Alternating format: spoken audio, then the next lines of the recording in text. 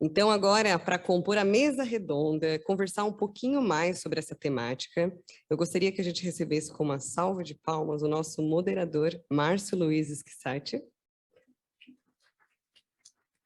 O Márcio atuou em posições de liderança e se leva por mais de 25 anos na Embraco, atual Nidec, em diferentes áreas e funções. Operações, garantia de qualidade, recursos humanos, gestão estratégica, pesquisa e desenvolvimento. Inclusive, eu cheguei a fazer uma apresentação para você lá na Embraco quando estagiária, mas acho que não chamei muita atenção, não. Marketing, vendas, gestão de unidades de negócios. Possui ampla experiência internacional, diferentes países, culturas, expatriação de 5 anos na Europa, liderança de times globais, desenvolvimento, gestão de negócios, mercado nacional, mercados internacionais, engenheiro mecânico da turma 93.2. Está com algum colega de turma aqui hoje? Tem, pelo menos. 93.2.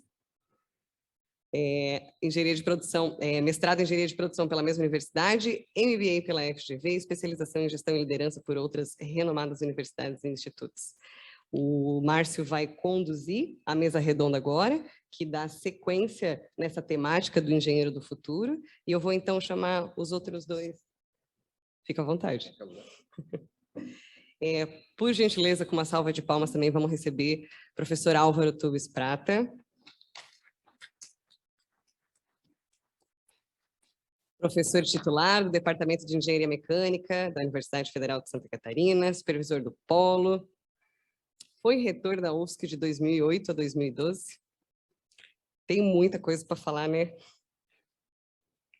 Integrou o Ministério da Ciência, Tecnologia e Inovação de 2012 a 2018, tendo ocupado cargos de secretário nacional de Desenvolvimento Tecnológico e Inovação, secretário de Políticas e Programas de Pesquisa, Desenvolvimento e secretário executivo.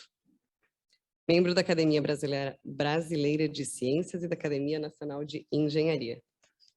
E para fechar com chave de ouro aí essa discussão, com diferentes representantes das diferentes instituições e iniciativas, com mais uma salva de palmas, Jefferson Gomes, diretor nacional de Tecnologia e Inovação do Senai e professor da Divisão de Engenharia Mecânica do ITA. Presidente do Instituto de Pesquisa Tecnológica do Estado de São Paulo, de 2019 a 2021, diretor do Senai para o Estado de Santa Catarina, de 2014 a 2018.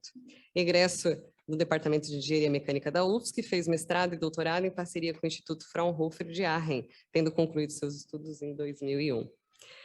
Gente, é uma honra estar aqui, assim, no mesmo palco, por ser uma catarinense brasileira, engenheira aqui do lado. Tomara que um dia eu chegue lá. Se chegar pertinho, já vou estar muito feliz. Por favor, agora, Márcio. Obrigado, Priscila. Boa tarde ou boa noite a todos. É um prazer estar aqui. Obrigado, professor Gargione, pelo convite. É uma honra. Eu estou aqui fazendo um papel e é uma responsabilidade muito grande. Estou substituindo o Guido Delaniello. Vou tentar substituí-lo, um grande figura, um grande personagem. E para começar a conversa, eu vou tentar definir o nosso tempo aqui, a gente falar em torno de 35, 40, no máximo 45 minutos, e a gente abrir um pouco para as pessoas que estão aqui presentes, para bater um papo, para tornar um pouco mais coletiva essa conversa. E eu vou começar. A gente tem dois objetivos. O primeiro objetivo é a gente falar um pouco do diferencial dos profissionais formados pela engenharia mecânica e de materiais da UFSC, né? Qual é o diferencial desses profissionais e falar um pouquinho também dos desafios de formação de novos profissionais alinhado com as necessidades do mercado. Vou usar um pouquinho e além um pouquinho alinhado com as necessidades do mercado, alinhado com as necessidades da sociedade, né? Abranger um pouco mais. Mas antes da gente passar para esses temas específicos, eu gostaria de dar continuidade ao excelente palestra do Décio e falar um pouquinho ainda de futuro, né? E antes de começar, em novembro do ano passado, teve o COBEM, de novo, o professor Gargione me convidou para participar de uma mesa redonda para falar também sobre o futuro da engenharia. E naquele momento eu pedi ajuda de mais ou menos uns 30 colegas da Embraco, de diversas idades, tentei pegar recém-formados, pessoas com 30, 40 anos já de formados, de diferentes áreas de pesquisa, de desenvolvimento de produto, de manufatura, e fiz 3 perguntas para eles. Não tinha metodologia científica, não era esse o objetivo, de ter método científico ou estatístico, mas foram 3 perguntas. Como será o mundo em 2040, daqui a 20 anos, aproximadamente? Quais são os principais desafios e oportunidades nesse mundo em 2040? E como será a engenharia e o engenheiro do futuro? Obviamente, é um exercício de futurologia. Como disse a Priscila, ninguém tem bola de cristal, mas a gente tentou enxergar uma direção. E a grande maioria dos engenheiros que responderam, eles concentraram numa macro tendência futura que estava relacionado ao crescimento da população mundial e os seus desafios em 2040. E aí nós fomos resgatar um dado trazido num livro de uma pessoa, um professor já falecido, chamado Hans Rosling. O nome do livro é Factfulness. Ele traz alguns dados sobre crescimento populacional. Em 2017, nós éramos 7 bilhões de pessoas no planeta Terra. E ele dizia que em 2040 nós seremos em torno de 9 bilhões. Eu acho que ele errou um pouquinho, importante não é a precisão do número, mas a direção. Já tem estudos falando que nós estamos nos aproximando de 8 bilhões agora em 2022, 2023. E ele trouxe uma notícia muito positiva. O objetivo do professor Hans é tirar um pouco do achismo, trazer um pouco mais de dados, de fato, para as discussões. Ele falava assim, nós somos, como sociedade, muito pessimistas e nós deveríamos ser mais otimistas. Quando a gente olha a evolução no mundo ao longo de décadas, a gente vê que o mundo está melhorando, né? A gente olha todo dia, vê todo dia o jornal, tem notícia ruim e tal, a gente tem que olhar a evolução de décadas, comparar a vida pós-Segunda Guerra Mundial com a vida que nós temos hoje, melhorou muito. A sociedade evoluiu bastante. Então, ele traz um dado desses 7 bilhões, 2017, 4 bilhões de pessoas, mais de 50%, vivem na pobreza ou abaixo da linha de pobreza, e 3 bilhões vivem acima da linha de pobreza. Para tirar um pouco o que significa isso, abaixo da linha de pobreza significa pessoas que não têm água encanada em casa, pessoas que não têm eletricidade ou eletricidade muito precária, pessoas que não têm nem eletrodomésticos em casa. Então, 4 bilhões de pessoas no mundo em 2017. Ele disse que em 2040, dos 9 bilhões, a previsão dele, tem uma notícia muito positiva. 6 bilhões de pessoas, ou em torno de 70% da população mundial, vai subir o nível social e econômico, vai ter acesso à energia elétrica, acesso à água encanada e potável e acesso a eletrodomésticos, só para ter como referência. Essa é uma notícia muito positiva, é uma visão de futuro muito positiva, mas ela traz desafios, né? E aí que veio a pesquisa que a gente fez com os 30 colegas, um dos desafios é a escassez de água, né? Outro é a escassez de alimento, mais busca por proteínas, né? Mais tendência de maior consumo de produtos industrializados, todo mundo vai querer consumir mais, e aí entra a questão de matéria-prima, de escassez de matéria-prima. Eletricidade, eu acho que os recentes conflitos geopolíticos que estão acontecendo no mundo estão nos mostrando a Europa passando por uma crise energética de geração de energia elétrica, então temos muito a evoluir. Você pega uma Índia, vários locais da Índia não têm ainda acesso à energia elétrica, e locais que têm acesso, a gente tem as questões de fontes de geração de energia, como a própria Europa está passando agora. Escassez de recursos naturais e a própria questão de preservação do planeta, emissão de CO2, que o seu Décio trouxe aqui, ou própria contaminação de águas dos mares, dos oceanos, dos rios e assim por diante. E aí saíram algumas das futuras possíveis tendências, possíveis áreas que vão evoluir nos próximos anos dentro da engenharia, a bioengenharia e ciência da vida, a engenharia de veículos voadores, a própria Embraer está investindo agora bastante. Em 2026, eles pretendem entregar os primeiros 100 veículos voadores. Eu estava conversando com um amigo, ele falou, não, isso aí não vai acontecer. Parecido com aquela previsão do ex-presidente da IBM, que disse que o mundo não comportaria 5 computadores, né? Então, a gente erra também na previsão. Então, eu acho que vai acontecer. Dá para duvidar, mas não duvidar muito, né? Engenharia de fontes renováveis, né, de fontes de energia renováveis, purificação e geração de água, de novos alimentos. Não vai ter animal, não vai ter proteína para todo mundo, proteína animal, a gente vai ter que aprender a gerar proteína de alguma forma, já tem estudos e pesquisas nesse sentido, de novos materiais para a questão de reciclagem dos novos produtos, e do que o Décio trouxe aqui do Big Data, né, da capacidade de analisar dados e os novos computadores, os computadores quânticos e assim por diante. Bom, tudo isso era só um aquecimento, e aí eu queria perguntar ao Prata, num horizonte de 20 anos, de 15, 20 anos, né, quais são as grandes macro tendências que você acredita que ditarão o futuro da engenharia? Quais são os desafios e as oportunidades que tem em torno do tema engenharia do futuro?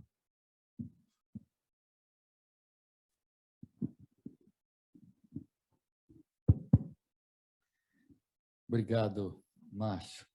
Bom, antes de responder a sua pergunta, eu quero cumprimentar a todos, quero saudar o Gagione de uma maneira muito especial aí, pelo esforço que ele tem feito em prol da Alumni, e dizer que eu estou muito feliz de estar aqui. Estou muito feliz de rever pessoas, quero saudar o Décio pela grande palestra que ele fez, né? Cumprimentar o Jefferson também, revê-lo, né? Cumprimentar o Márcio, né? Dizer que fiquei muito feliz aqui de ver várias pessoas e estou muito feliz de estar participando aqui desse evento. Gostaria de abraçá-los a todos pessoalmente, faço isso abraçando o Ernesto aí, que me é uma pessoa muito grata e um exemplo do engenheiro para nós, né?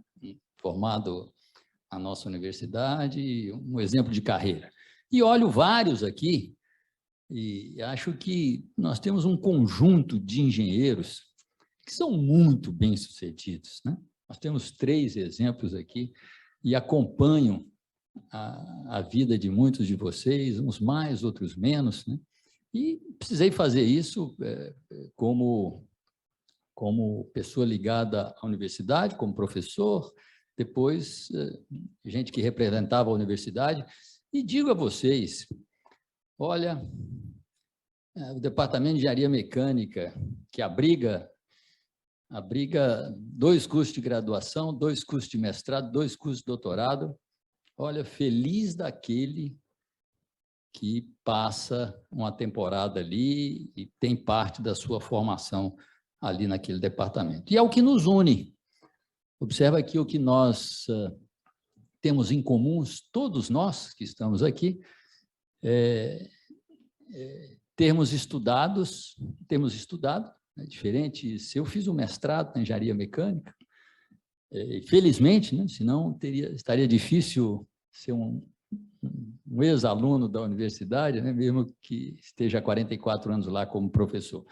E digo a vocês, conheço muitas coisas no Brasil, com muitas escolas de engenharia, conheço muitas escolas no exterior. Digo a vocês, vocês podem achar que eu estou exagerando. Eu não conheço nenhum departamento de engenharia mecânica tão bom quanto o nosso. No sentido de diversidade, difícil o departamento ter a quantidade de especialistas que nós temos. Nós temos especialistas em todas as áreas. Eu hoje me considero um engenheiro mecânico razoável. Comparo o meu curso de engenharia mecânica da UNB com o curso de engenharia mecânica da Federal de Santa Catarina. Não tem comparação, né? Não tem comparação. As oportunidades, os laboratórios, a relação com a empresa. E quero dar uma notícia para vocês. Estou há 44 anos na universidade. Acho que nós estamos na 4ª geração de professores. Me considero pertencer à 2ª geração. Primeira geração, o Décio trouxe aqui alguns nomes, né? Falou do Espíndola, falou do Colli, podemos falar do Nelson Bach, podemos falar do Berendt, podemos falar do Stemmer. É a primeira geração. Eu estou na 2ª geração, sou da 2ª geração, já estou me aproximando dos 70 anos, né? Tem uma 3ª geração e agora tem uma 4ª geração de professores mais novos, né? Estou falando isso para vocês para dizer o seguinte, Na minha avaliação, o Departamento de Engenharia Mecânica está melhor do que nunca. Está melhor do que nunca. Se a gente vai lá atrás, dou um exemplo, novamente, ligado à minha formação. Eu gostava da área de Engenharia e Ciências Térmicas e vim fazer mestrado na Federal de Santa Catarina. Ela não era tão boa em Engenharia e Ciências Térmicas naquela época, década de 70. Era boa em fabricação, era boa em projeto. Na área de mecânica dos fluidos, transferência de calor, termodinâmica, era boa, mas não era tão boa. Hoje ela é muito forte, tem especialistas em todas as áreas, né? Então, o nosso departamento de engenharia mecânica é uma pérola, e nós podermos estarmos aqui, comemorarmos isso e falarmos sobre isso, é muito estimulante, instigante, né? E trago esse depoimento aí para vocês, né? Eu não quero me estender muito, não quero falar muitas coisas, vou tentar responder o Márcio aqui de uma maneira simples. Márcio, eu não tenho a menor ideia o que vai acontecer lá na frente, não tenho a menor ideia, pode acontecer muita coisa, é o que você falou, né? Alguns fatos que são inegáveis, né, para depois a gente chegar um pouquinho na formação, né? O mundo vai ficar cada vez menor, né? Vai ficar cada vez menor. Você falou aí da questão populacional, né? Hoje você ainda encontra um lugar ou outro que você consegue ir para se esconder, para andar de bicicleta, não encontrar ninguém, né? Eu gosto de correr, gosto de andar de bicicleta, gosto de andar de cavalo, gosto de ir para um lugar onde não tem ninguém. Vai ficar cada vez mais difícil isso, né? Nós vamos ter gente que não acaba mais, tudo ocupado, né? Precisamos desenvolver uma mentalidade mais de sustentabilidade, né? Isso que foi dado aqui, né? Precisamos proteger as coisas mais e cuidar das pessoas. Você falou da pobreza, você falou da desigualdade, né? Inadmissível, né? Inadmissível o Brasil rico como ele é, você tem pessoas que não tem comida para botar na mesa, né? Inadmissível. Então, essa consciência aumentará, né? Todos nós nos sentiremos responsáveis por isso. E essa é uma tendência, e acho bacana isso, que nós sejamos cada vez mais éticos, que nos preocupemos com o semelhante, que dentro da nossa área de atuação e dentro do nosso mundo, a gente possa contribuir com o próximo em todos os aspectos, né? A população vai aumentar muito. Eu imagino que as tecnologias digitais, eu prefiro colocar elas, tem um progresso tecnológico associado a isso, que eu acho que é natural, mas o que me preocupa é a questão dos dados e a questão das informações. E nós somos a espécie sobrevivente, e não há dúvida que somos bem-sucedidos, né? Estamos aqui hoje, tiveram outros seres que se assemelhavam a nós, ficaram pelos caminhos, e todas as outras espécies não estão conseguindo competir com a gente, tanto é que nós estamos aumentando em número e todos os outros estão diminuindo de número. Precisamos rever um pouquinho isso aí, né? Mas, apesar de nós termos esse sucesso, essa plataforma nossa está longe de ser a melhor plataforma. Essa plataforma que eu digo é o corpo, os olhos, a cabeça. Então, nós nos acostumamos a apoiar na nossa inteligência, está certo, mas, certamente,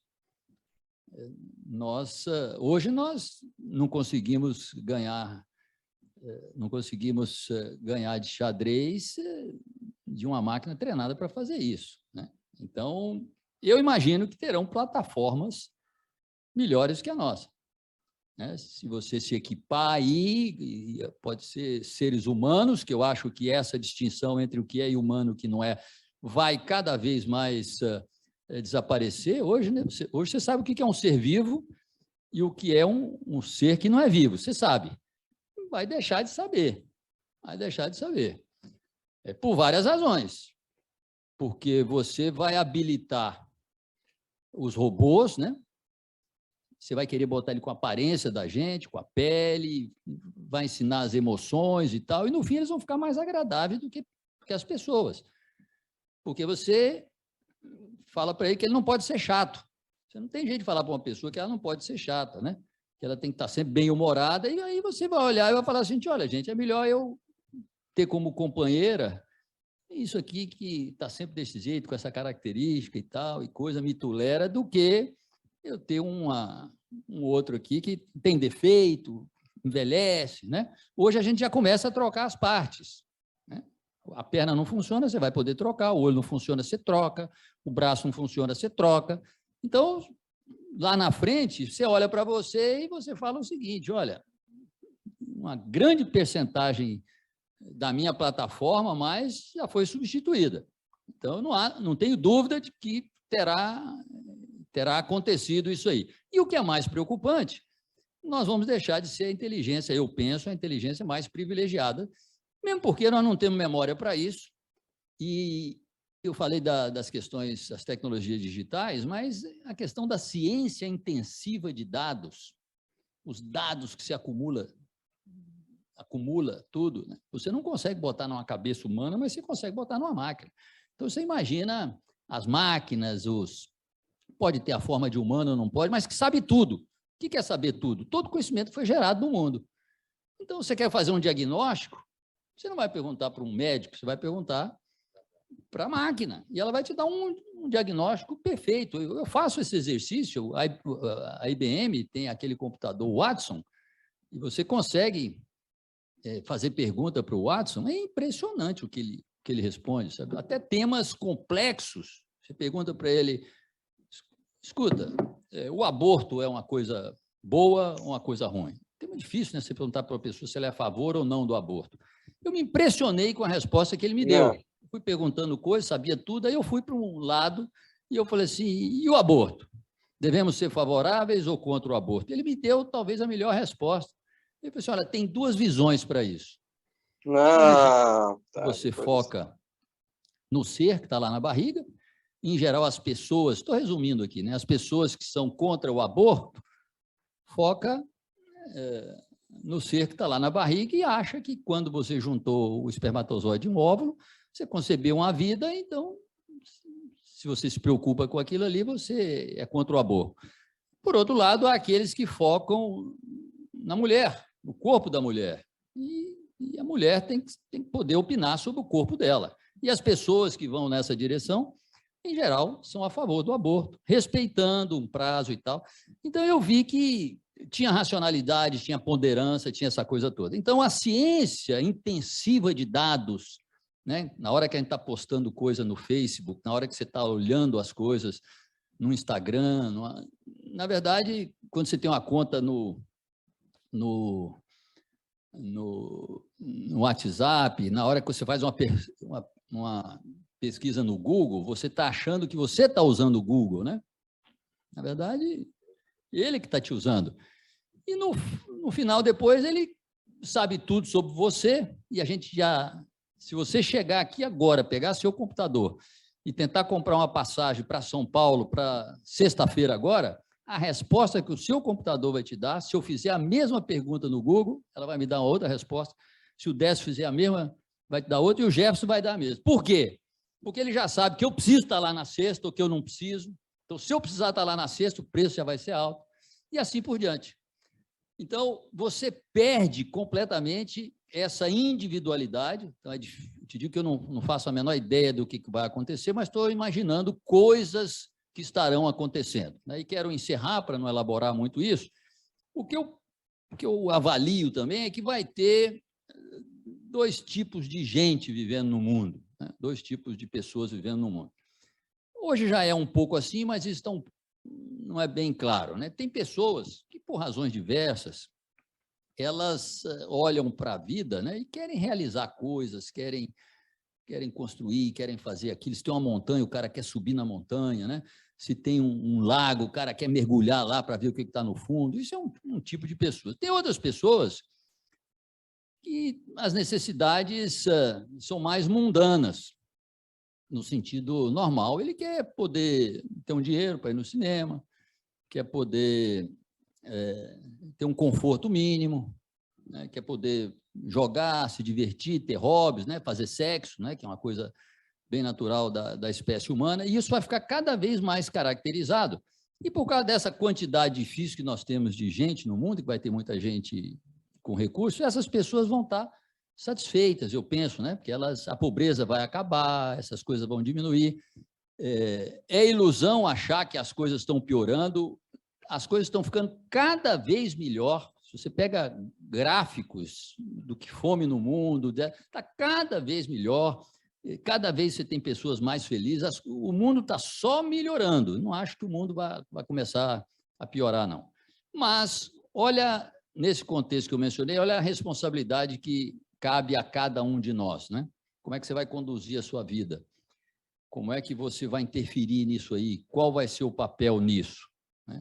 Então, independente do que virá e do que não virá, nós temos que tem uma preocupação muito grande em você pegar em cada um dessas 7, 8, 9, 10 bilhões de pessoas que estão aí, tentar dar a mesma oportunidade para essas pessoas, a mesma oportunidade. Então, é preciso que cada vez mais a gente se preocupe com atender as necessidades básicas, que você falou de algumas, mas também educar as pessoas, empoderar elas para que elas façam aquilo que elas acharem que devem fazer da vida delas, né? Falei de uma maneira muito genérica, né? Num segundo momento, se tiver a oportunidade de falar, eu desço um pouquinho pé no chão, falar um pouquinho mais da engenharia, como é que a gente deve educar e desculpa se eu me afastei um pouquinho aí da pergunta original.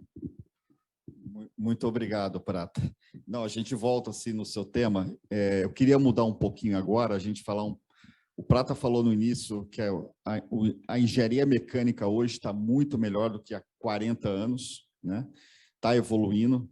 E aí uma pergunta para a nossa, né? Uma pergunta para o Jefferson. O Jefferson foi apresentado aqui, graduação em engenharia mecânica na UFSC, fez mestrado, fez doutorado, mas é professor do ITA, tem trabalhado no Senai, desenvolvendo, conectando, né, o Brasil e desenvolvendo várias instituições de ensino pelo Senai. Aí a pergunta para o Jefferson, né, olhando essa relatividade entre engenharia da UFSC e outras escolas de engenharia pelo Brasil, quais são os diferenciais que você acredita que os profissionais formados na engenharia mecânica da UFSC têm em relação às outras engenharias?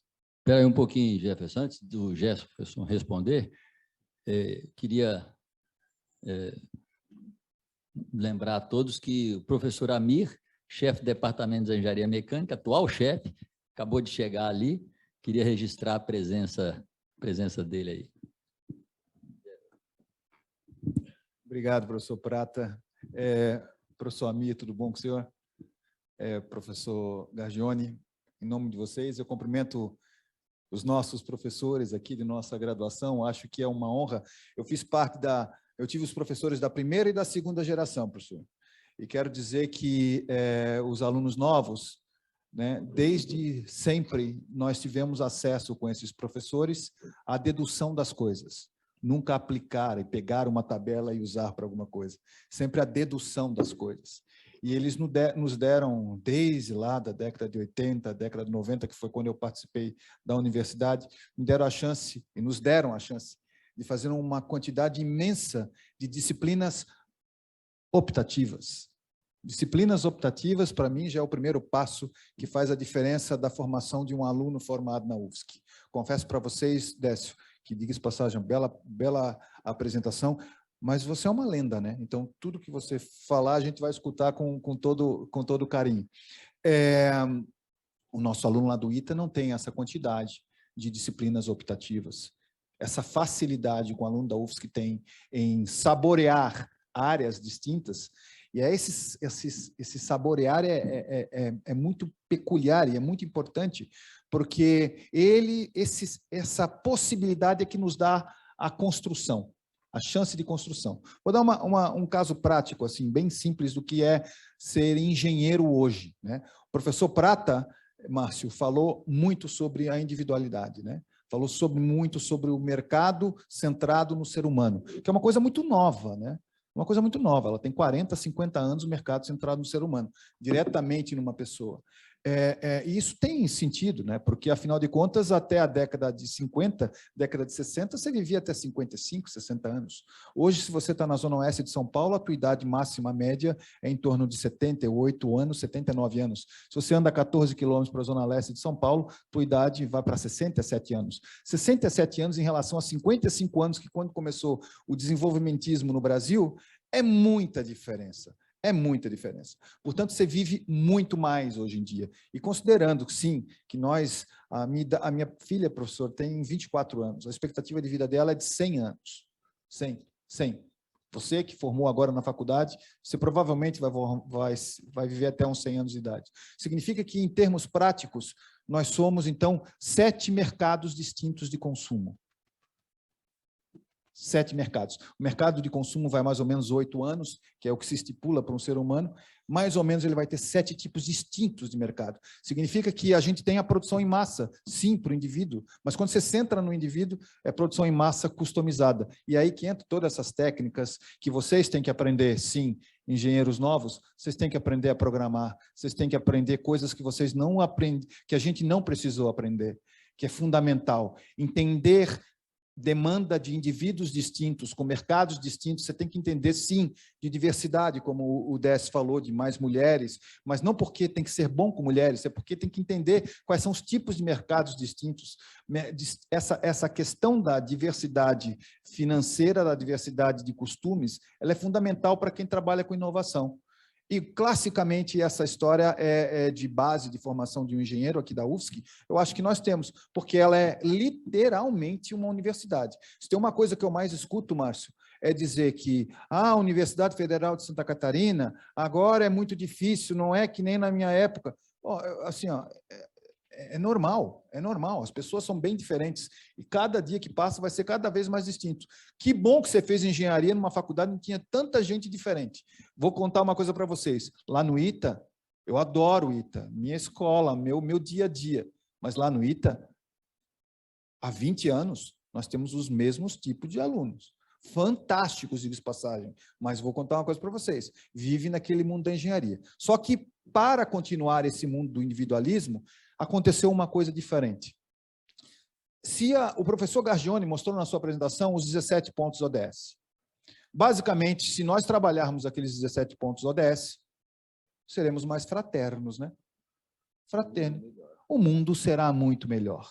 Acontece que isso vem com um preço altíssimo. Se nós conseguirmos aquilo, vamos precisar de, em simplórios 8 anos, vamos precisar de 50% mais energia, 40% mais de água, 40% mais de alimento. E bingo, a nossa indústria brasileira, que tem aproximadamente, o tamanho dela é aproximadamente 9% a indústria de transformação e 20% a indústria como um todo, essa indústria desse tamanho consome já no Brasil 40% da energia do país. E quase 20% da água do país. Portanto, esse modelo industrial tradicional, ele vai mudar. Mas não é porque a gente está querendo ser melhor, é porque essas pessoas vivem mais, elas não querem deixar o mundo melhor para os seus filhos, elas querem deixar o mundo melhor para elas. Então, o pessoal que está se formando, isso é uma coisa importante para você entender as novas 3 diretrizes, que eu acho que são bem importantes. Uma boa diretriz é necessidade de geração de energia, essa energia vai ser limpa. Então, o modelo tradicional de geração energética está aí a VEG, que se for para falar de big shots do Brasil, na hora que se fala de energia, professor Prata, a VEG é lembrada. Por quê? Porque ela entrou no boom do BNDES na área de energia eólica, é um dos grandes apostas nacionais. Então, se você quer trabalhar com energias renováveis, entenda o que acontece nesse estado. Federal de Santa Catarina tem grandes relações com essas empresas. Isso é muito importante. E, basicamente, se você for entender o setor eólico aqui no Brasil, a gente está falando de potência preparada de 800 GB em cima de terra e 1.200 gigawatts em cima do mar, só naquela parte do sul do Maranhão, até a curva, até Rio Grande do Norte, mais de 1.200 gigawatts. E se eu pegar o sol só da Caatinga brasileira, dá mais de 25.000 gigawatts. Quanto é que o Brasil precisa de potência instalada? 200 só. O mundo, a Europa, 250. Significa que o Brasil pode ser um grande exportador de energia, um grande setor em que as empresas se instalem. Portanto, sim, energia, se você quer se formar na UFSC, aqui é um baita lugar para você trabalhar. Só faltando 2 pontos, Márcio. O outro ponto importante é que eu falei de um bioma, Caatinga. Nós temos 6 biomas, e mais um oceano que é uma Amazônia, absurdamente rodeado de trópicos, como até a latitude 27 aqui em Florianópolis. E aqui é impressionante a quantidade de produtos, não só para geração de biomassa, não só para a geração de alimentos, mas também para a geração de medicamentos. Então, se você fez engenharia na UFSC, entenda que a diversidade é importante para você juntar com outras pessoas da área que uma universidade pode dar. E a gente tem excelentes cursos na área de biotecnologia na Federal de Santa Catarina. Então, você se forma lá e pode unir para formar produtos. E, finalizando, uma questão importante, se a gente fez todos esses produtos aqui existirem, e aí olha para a sua cadeira, olha para a sua camisa, olha para a sua... o que você quiser.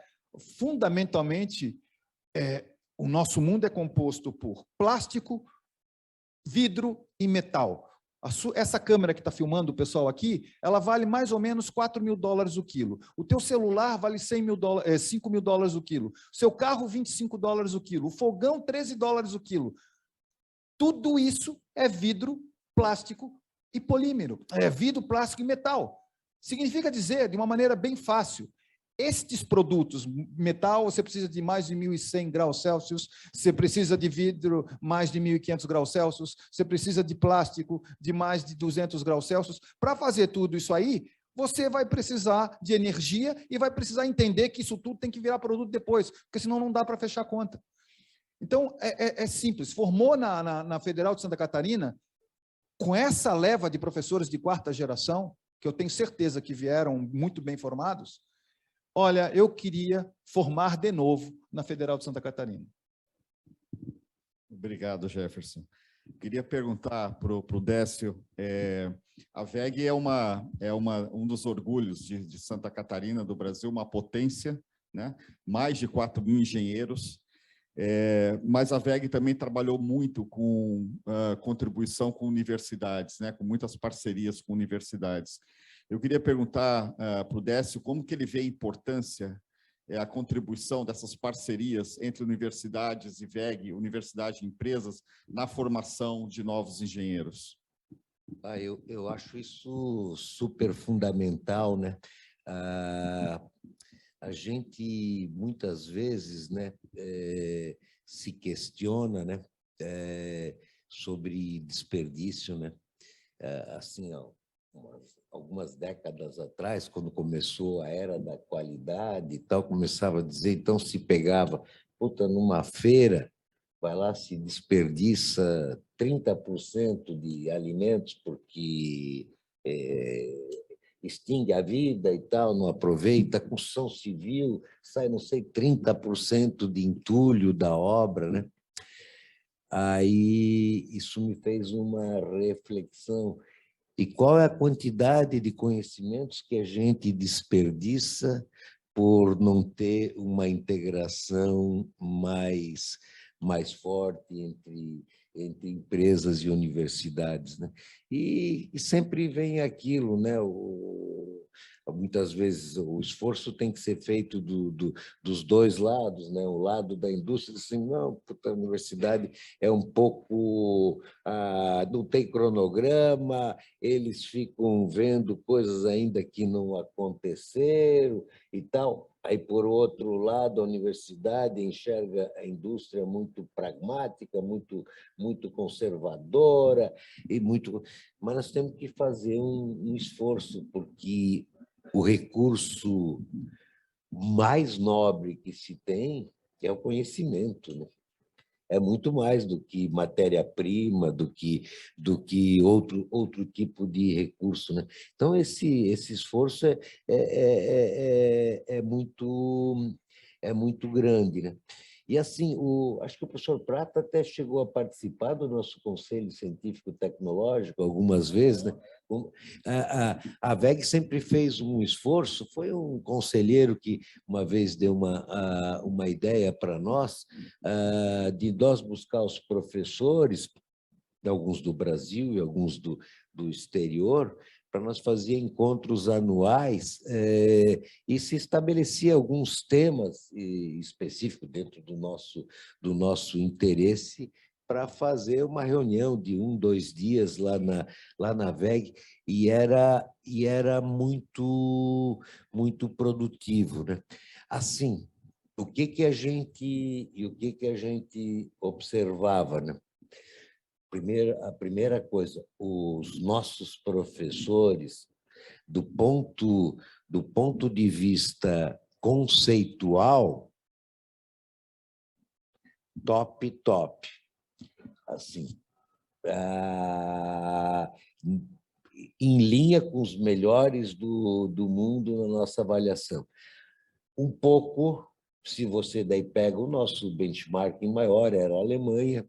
A Alemanha, daí, acho que é o país que fez a melhor integração entre... Acho que o professor Prata estudou lá, né? Fez o mestrado nos Estados Unidos.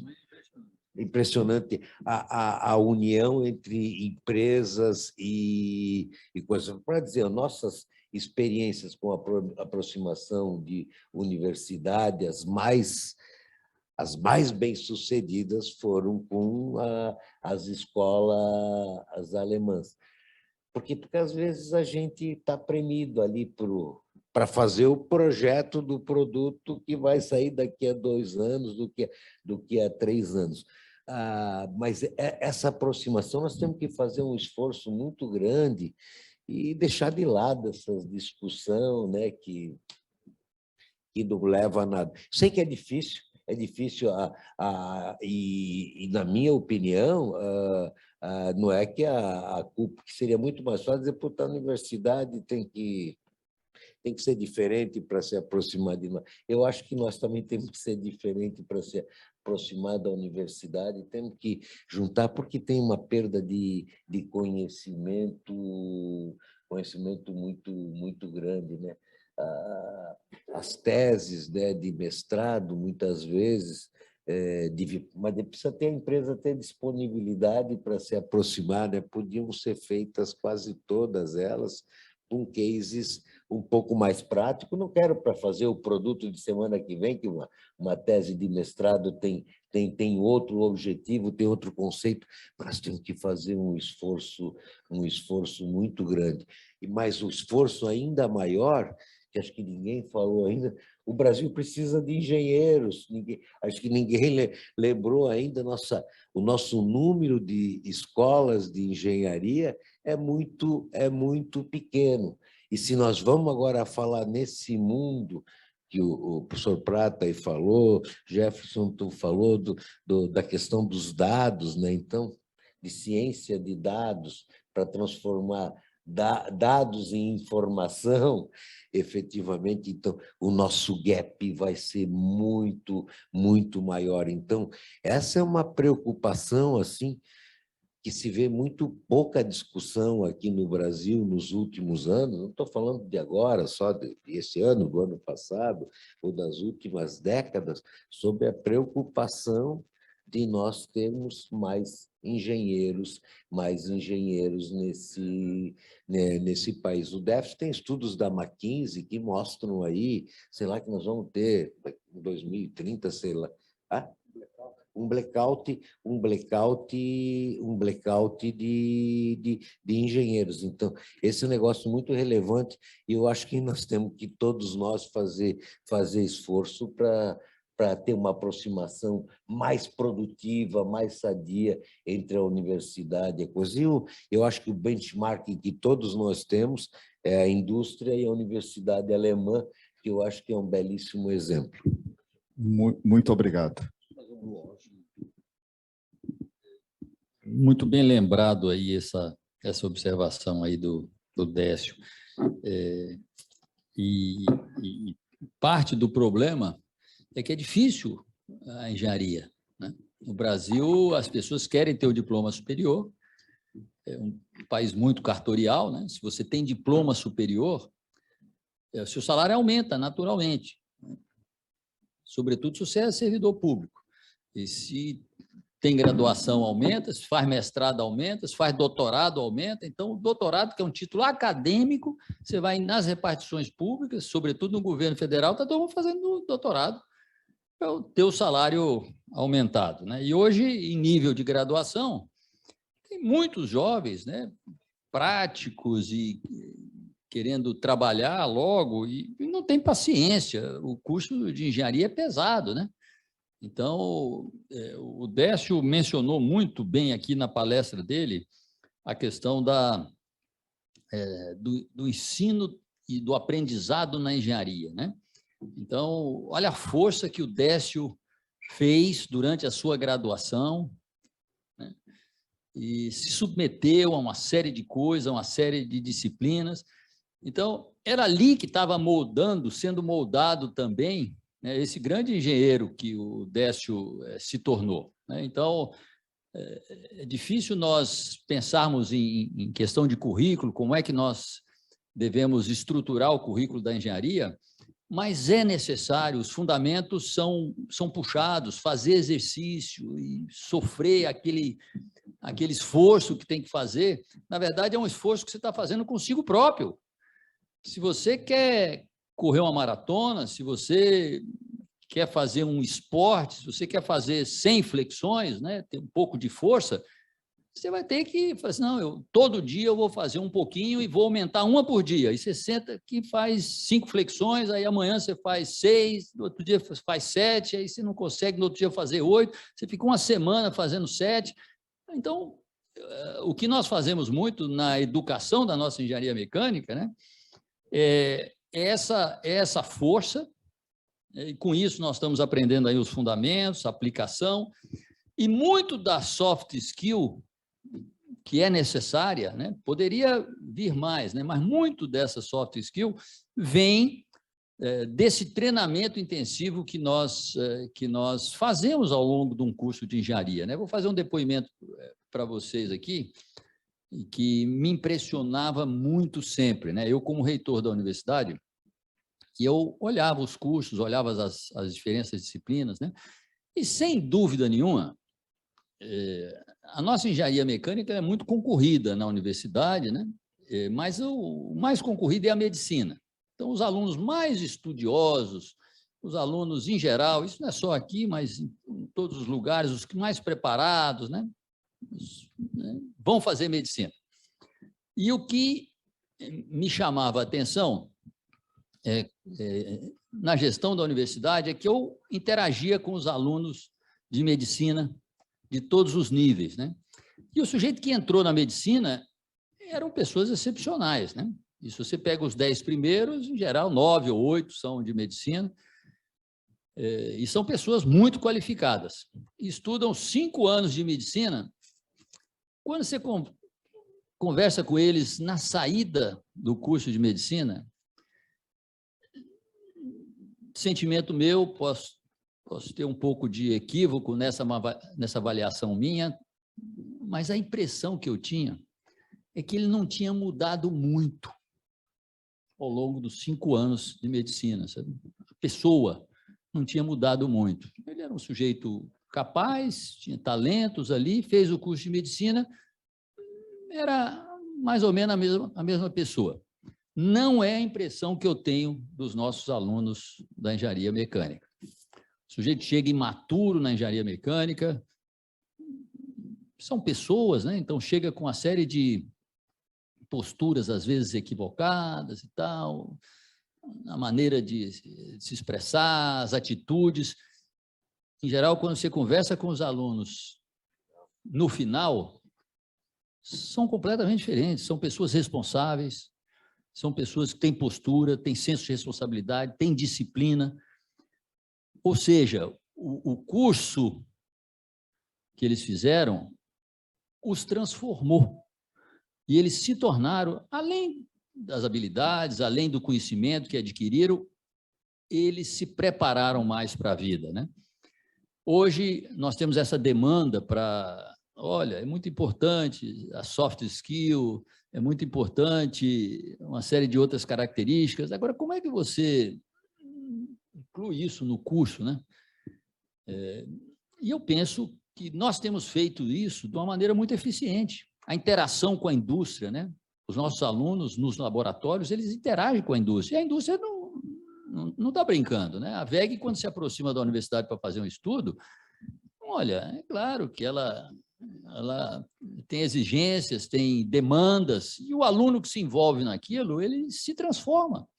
Ele aprende a cumprir prazos, aprende a ter responsabilidade, aprende a ter objetividade, ele faz uma defesa do trabalho dele, né?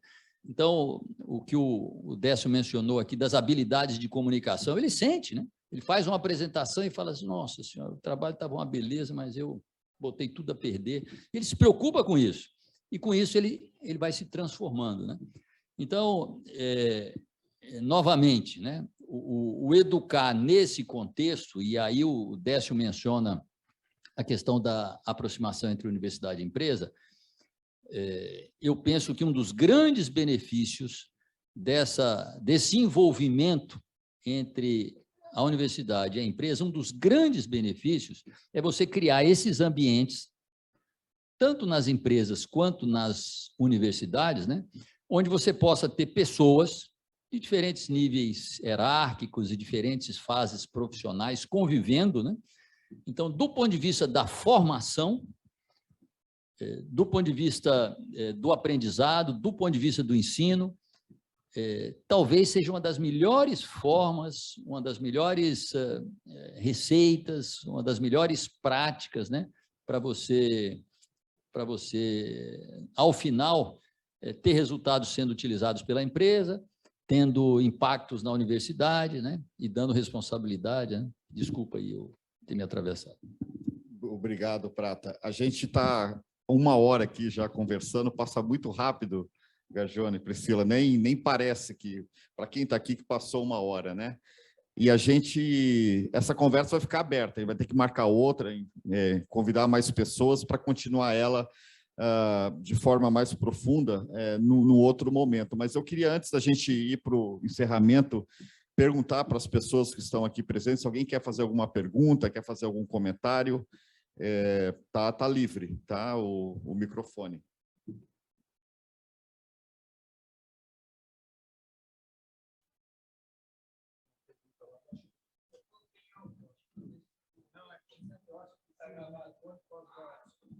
O pessoal que está na internet também.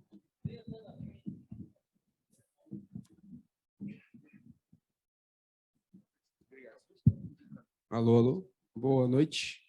Nunca falei no microfone, então não sei se dá para ouvir bem aí. Eu me formei há pouco tempo, agora em maio, no dia do aniversário da minha esposa, dia 24. E assim, o sentimento que eu tenho na engenharia mecânica é que tem gente muito capacitada, né? Gente fora de série, com muita iniciativa, muito conhecimento. Mas eu sinto que falta, às vezes, iniciativa de empreender, de fazer algo diferente. Botar em prática os conhecimentos que a gente tem lá. Integrar a visão, trabalhei na VEG, vi que tinha esse problema. Fui no Senai e vi que tinha aquele problema. Como é que eu faço na prática para resolver isso? Eu sinto, às vezes, que a gente tem uma visão mais corporativa, um pouco mais fechada e limita a nossa própria capacidade de fazer as coisas, digamos assim, sabe? Não sei se vocês compartilham essa visão, se pudesse comentar um pouco disso e o que a gente podia fazer para trazer um pouco mais disso, porque eu acho que é esse empreendedorismo que vai fazer diferença na sociedade, né? É mais ou menos por aí. Se eu posso começar? Eu acho, assim, eu sei trabalhar por indicadores. Minha forma de trabalhar é por indicadores. Se não tiver, eu não vejo, muitas vezes, o indicador, já que nós temos uma faculdade que permite essa nossa construção, como o senhor mesmo colocou, ao longo da carreira, ao longo dos 5, 6 anos que a pessoa passa lá, mas, enfim, eu acredito que teria que ter um KPI para a própria faculdade de engenharia, de número de empresas provenientes, egressas dos alunos da Federal Santa Catarina. Quando você coloca isso como um número, você cria ao meio. O indicador, você cria ao meio. Aí você vai buscar esses mesmos índices de excelência. Eu tiro por base a pós-graduação. Quando a gente vai buscar as nossas notas, caiu lá no ITA e foi buscar a nota para subir de volta, nós botamos o meio que era necessário para subir a nota, que era os tais números de publicações, os alunos. Por que não ter também as mesmas lógicas para os alunos da graduação também, né? Eu acredito que seria um caminho, vários, né? Eu acho que, quem sabe, a criar essas estatísticas, esses bancos de dados, pode ser, quem sabe, um bom desafio para a Lumini, né? Isso aí pode ser. Esse ponto falado pelo colega ali, o empreendedorismo agora vai ser a bola da vez, cada vez mais. As grandes corporações vão existir, mas a indústria vai mudar, principalmente pela chegada do mundo digital. A siderúrgica nunca vai ser uma siderúrgica pequena, não dá uma processadora de papel e celulose, não dá para fazer meia, não dá para fazer pequena. O mundo digital, ele se fragmentou, não assim a questão do espaço físico, do uso de recursos materiais e tal, que pode ser uma barreira de entrada, que sempre foi uma barreira de entrada para o empreendedorismo, né? Agora, nesse novo mundo digital que está se vivendo nisso, mudou. E, por isso, com certeza, se nós fôssemos pegar a estatística, eu arriscaria para dizer lá quando é que foi fundada a engenharia mecânica? Em 60, lá pelos anos 60, 70, ia encontrar que, quem sabe, uns 20, 30% ia trabalhar na Petrobras, na Vale, no Estado, né?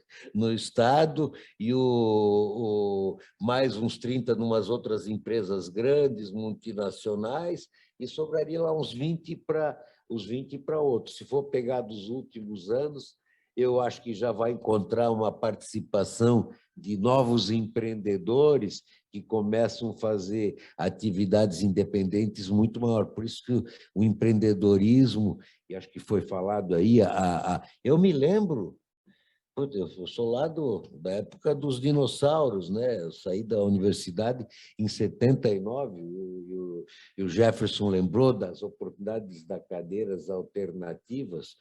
Tinha lá uma cadeira que tinha o nome de empreendedorismo. Até olhei aquele troço assim, meio esquisito, né? O meu negócio era fábrica, era coisa, empreendedorismo, né? Mas esse é um item relevante, acho que é uma boa coisa para ver, mapeá-lo. Se não tiver dados, né? E nós temos que ter dados dos ex-alunos de engenharia, começa por aí. Um comentário me juntando ao Décio e ao Jefferson, né, que são duas pessoas muito experientes nisso, né? O Jefferson tem uma importância enorme aí nos institutos senais de inovação, está muito preocupado com isso, né? Mas, também respondendo a sua pergunta, inevitavelmente isso vai acontecer. A nossa dificuldade hoje, na nossa engenharia mecânica, é a universidade, que nos segura, nos prende. Mas, naturalmente, eu acho que há uma tendência para o empreender, o fazer as coisas. É uma coisa muito positiva que eu vejo hoje, cada vez mais, é essa preocupação das pessoas, né, bem formadas, como no nosso curso de engenharia mecânica, você ter a preocupação de gerar riqueza. Você quer saber de onde é que vem o recurso e gerar riqueza e ser parte disso. Como é que você transforma aquele conhecimento que você tem em riqueza? E não é simples, né? Não é simples. É um outro mundo. Você pode ser uma pessoa muito talentosa, você pode ser muito habilidosa, ter muito conhecimento, mas gerar riqueza envolve soft skills, envolve uma série de coisas, e não tem por que nós não possamos absorver isso no nosso currículo, né? Que já é muito bom, e os nossos engenheiros são muito bem-sucedidos, muito bem-sucedidos. Eu quero finalizar aqui, dando o depoimento aqui, encontrei com muita alegria o Lainor Drissen aqui, tinha tempo que eu não vi o Lainor, e o Lainor e eu convivemos muito, né? Ele na Embraco, e eu na universidade, né, junto com outros, né, com Rogério Ferreira, com Cláudio Melo, né, e na Embraco, junto com outros, né, com o Ernesto e uma série de pessoas. E conversando com o Lainor, muita gente saiu ex-aluno da universidade, nós tínhamos uma parceria muito forte em refrigeração, muita gente saiu da universidade e foi trabalhar na Embraco, e muita gente saiu da Embraco, né, e foi para outros lugares do mundo. E o Lainor estava me falando o seguinte: Prata, é difícil ter uma empresa de refrigeração no mundo onde você vai lá e não tem um ex-colaborador da Embraco. E é verdade. Quer dizer, a quantidade. Aí começamos a falar das pessoas. Sabe o fulano, está aqui, está ali, está não sei o quê, está na Nova Zelândia, está na França, está não sei aonde. Ou seja, exemplificando essa questão da parceria bem-sucedida, né, na formação dos profissionais, contribuindo tanto para a universidade. Eu comecei falando aqui que acho que me tornei um bom engenheiro ao longo da profissão, por causa das parcerias com a empresa, porque é um outro defeito do sistema educacional brasileiro, né? E eu já me preparo para finalizar. O Décio fez um elogio à Alemanha, que é um belo país, né? Um exemplo, sobretudo na engenharia. Na Alemanha, só tem um jeito de você se tornar professor da universidade. Só tem um jeito. Se você vier da indústria. Você tem que vir da indústria. Você tem que ter trabalhado na indústria, você tem que ter sido bem-sucedido na indústria, você se torna professor da universidade. Eu, para a indústria, né? O Jefferson teve a formação dele na Alemanha. Eu faço parte de uma geração de engenheiros, professores, que todos eles se tornaram professores porque eram bons alunos, só por isso.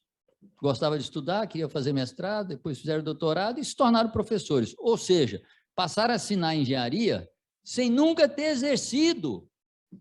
Olha que absurdo isso. O sujeito conhecia os conhecimentos. Engenharia é muito mais conhecimento, muito mais do que... Né?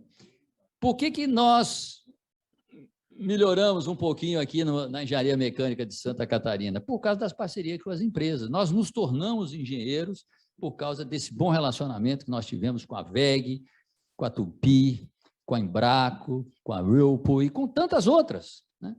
E essa parceria, essa vocação continua. E olha uma contribuição que nós precisávamos dar ao país, né? Essas coisas não mudaram ainda. O sujeito se forma, é um bom aluno, tem bom conhecimento científico, passa no concurso, vira professor. E aí você conversa com ele o seguinte: você já exerceu a engenharia alguma vez? A engenharia científica ele até domina, mas isso que nós estamos falando aqui da gestão, da liderança, de fazer as coisas acontecerem, de enfrentar a adversidade, né? Então, nós precisaríamos do tempo parcial, precisaríamos das parcerias, né? Então, muito bem lembrado aí essa questão dos engenheiros, né? Obrigado, Prata, obrigado, Décio, obrigado, Jeff. Luiz, hoje eu dei uma carona para o Luiz, indo de lá para cá, ele me contou rapidinho que se formou agora, e eu perguntei para ele: está trabalhando? Ele falou: não, estou empreendendo, estou trabalhando. Então, muitos alunos hoje, na minha época, saía para procurar emprego, né? Muitos alunos hoje querem empreender, e mesmo as empresas precisam de empreendedores para empreender dentro das empresas. Está aí uma missão boa, professor Gargione, para a gente discutir dentro do contexto de Alumni. Eu gostaria de finalizar aqui, infelizmente, tempo muito curto. Eu pensei que ia ser... Tem pergunta? Então, por favor.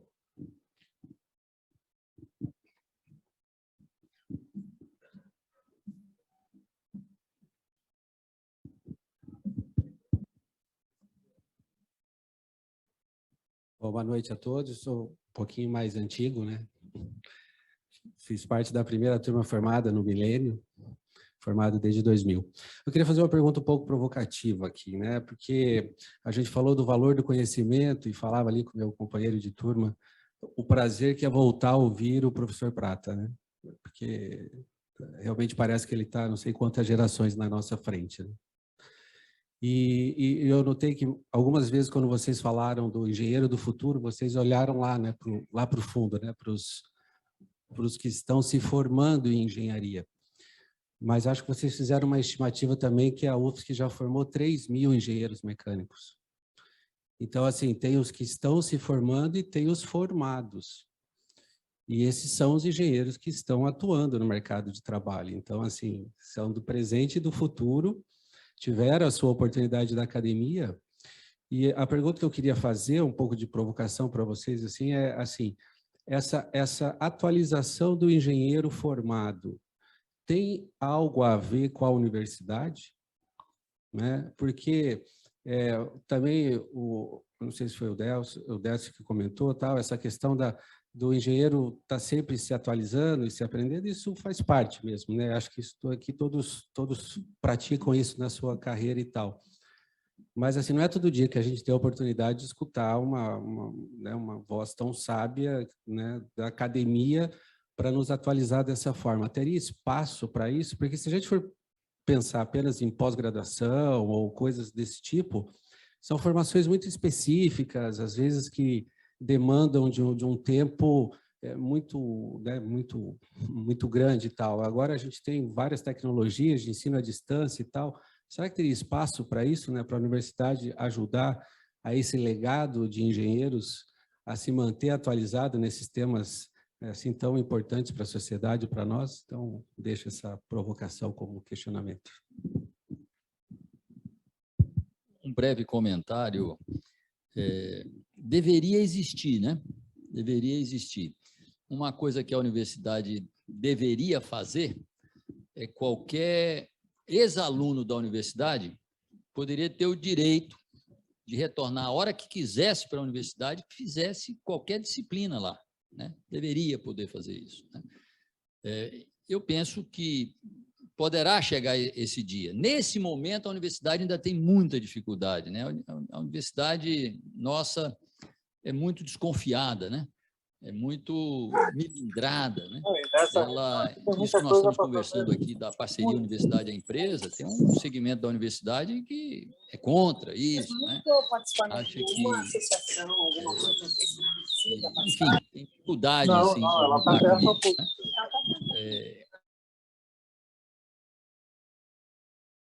Essa bagagem, as coisas mudam muito, né? E as universidades que são mais soltas, diferentes da nossa, a nossa tem potencial e tem vontade para fazer isso. As universidades mais soltas, elas se apoiam muito nos programas de extensão, nas parcerias, né? E cria esses ambientes muito favoráveis para isso, né? É muito comum hoje que o sujeito envelheça na profissão, tem aquelas pessoas que avançam na profissão, mas tem aquelas outras que envelhecem e perdem competitividade por uma série de características, né? Então, por que essas pessoas não poderiam voltar para a universidade, né? Fazer uma atualização, né? Renovaria a universidade, porque elas trariam a experiência delas, né? Digo isso para você porque são iniciativas que têm sido tentadas na universidade e tem sido difícil. Comentávamos hoje à tarde, né? E eu quero fazer dois elogios aqui, né, antes de acabar. Um primeiro elogio que eu quero fazer é a engenharia da universidade aqui em Joinville, né? Nós estávamos focados aqui na engenharia mecânica da Federal de Santa Catarina, lá em Florianópolis, porque é a nossa alumne, né? Somos ex-alunos de lá, né? Mas eu me impressiono muito com a engenharia de Joinville, acho que eles estão com um potencial enorme, né? E quero fazer um elogio a eles, né? Pela maneira como eles estão lidando com as coisas e estão avançando nisso aí. E hoje à tarde, na visita lá na Federal de Santa Catarina, aqui na Federal de Santa Catarina, em Joinville, nós falávamos que nós não conseguimos implantar aqui uma coisa que tem muito sucesso nos Estados Unidos, que é o major e o minor, né? Se ele entrou no ambiente universitário, então ele entrou numa universidade, né? A Universidade Federal de Santa Catarina tem 130 cursos. Se você decide fazer engenharia, e aí contando todos os campos, se você falar assim, eu quero fazer engenharia na Federal de Santa Catarina, você pode escolher entre 23 opções, olha que riqueza, né? Fora as outras áreas. E, em geral, as pessoas gostam de mais de uma área do conhecimento, né? O sujeito gosta de engenharia, mas gosta de computação, gosta de música, gosta de cinema, gosta de letras. Por que ele, estando lá, ele não pode fazer o major em engenharia mecânica e o minor em biologia, em educação física. Até isso a nossa universidade tem dificuldade de implantar, né? Mas são coisas que penso que devem ser mudadas e precisam ser mudadas. Aliás, esse é um momento importante para as universidades federais, porque elas estão em crise. Elas estão em crise. A universidade não tem o mesmo reconhecimento e o mesmo respeito que tinha no passado, porque elas envelheceram muito, estão muito fechadas, muito herméticas, né? Num momento onde você precisa de instituições que tenham gestões eficientes, dinamismo, a universidade muitas vezes não se preocupa com isso, né? Então, lida com um orçamento muito grande. Então, as nossas universidades elas estão com esse desafio de se transformar para sobreviver. E eu espero que elas sejam bem-sucedidas nisso, e espero que nessa transformação elas consigam abrigar todas essas coisas que nós falamos aqui, né? Como ela pertence à sociedade, no conselho das nossas universidades, a sociedade tinha que estar lá. O Décio tinha que estar lá no conselho da universidade para falar assim, olha, tinha que respeitar isso, tinha que fazer aquilo, quer dizer, a sociedade precisa dar opinião, né? De uma maneira, mas ela é muito hermética, né? Muito desconfiada, né? Por isso é que eu acho que ela está com um pouquinho de dificuldade, né? E o último elogio que eu queria fazer era para a Priscila e para o Júlio, que foram excelentes, né? E nem sempre a gente tem a oportunidade de elogiá-los aqui. Eu acho que começamos muito bem e graças muito à alegria, ao entusiasmo de vocês e, sobretudo, ao trabalho, né? Então, pessoal, a gente vai encerrar o bate-papo aqui. É uma honra estar com 3 craques aqui juntos. Depois eu vou querer minha foto, hein? Com os 3 aqui. Muito obrigado pela participação de vocês. Infelizmente, o tempo é muito curto, não dá para a gente avançar. Eu já perdi meu emprego de mediador pelo time management aqui. Então, a gente agora vai prosseguir com os próximos passos. A Priscila? Obrigada, Márcio. E não, estamos no tempo ainda. A gente só tem um tempo recorde para executar a Assembleia agora, mas meta dada é meta cumprida, né, Júlio? Eu queria aproveitar a presença de todos vocês aqui e resumir toda essa fala e a Alumni, e o que a gente sente na Alumni é sobre felicidade. Eu gosto muito da definição de uma fala do Clóvis de Barros Filho, que fala: você sabe que encontrou a felicidade quando vive um momento que não quer que acabe. E eu espero que cada um de vocês, em algum momento, em alguma fala, em alguma provocação, tenha tido vontade de escutar um pouquinho mais, de discutir um pouquinho mais. E essa é a nossa intenção com a Alumni. Então, muito obrigado pela mesa redonda. Espero que a gente tenha outras e as provocações do empreendedorismo, de como podemos fazer, como talvez podemos ajudar a universidade nessa transição também, professor. Essa é a intenção da Alumni, é ser uma comunidade. Então, agora a gente parte para a Assembleia. Uma salva de palmas para a nossa mesa redonda. Parabéns, parabéns. Eu fiquei com vergonha quando o senhor respondeu.